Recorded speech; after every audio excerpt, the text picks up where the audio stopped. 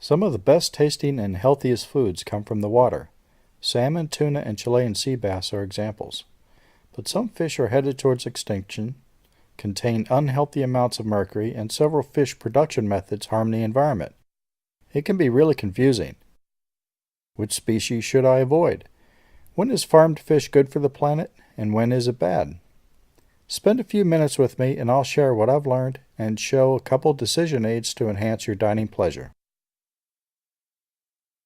Eat well, save the fishes. My interest in this topic started while on a salmon fishing trip in Alaska. My vacation reading was a book about the history of salmon, and I was blessed with spending several days on the boat with a professional fisherman.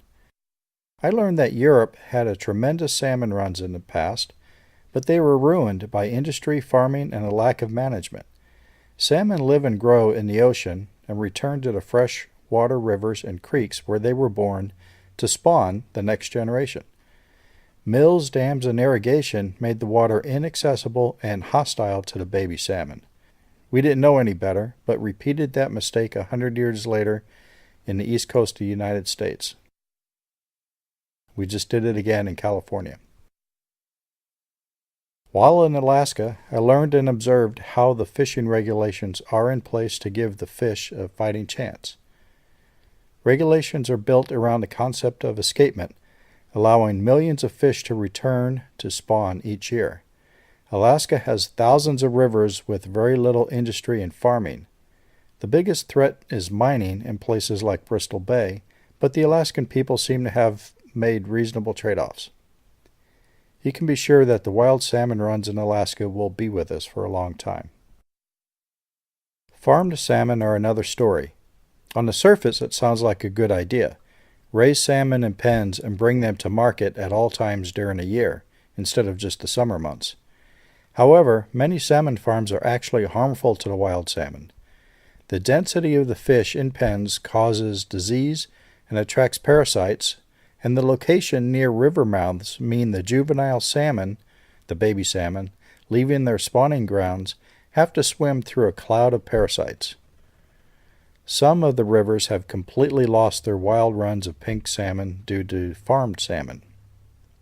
So, for salmon at least, choose wild for the healthiest eating and long-term sustainability. Not all fish farming is harmful. Trout, catfish, and tilapia are farmed successfully and sustainably in tanks or freshwater ponds. But please choose domestic farms. Fish farms from far, far away are not as well regulated or as clean as in the U.S., and the fish have to travel pretty far to get to our market. Other issues facing fish include overfishing, especially long-lived fish like Atlantic cod that take many years to mature and reproduce late in life. These fish usually live in the open ocean outside the territorial waters of any country. Not living in a territory means the fish don't have a protector.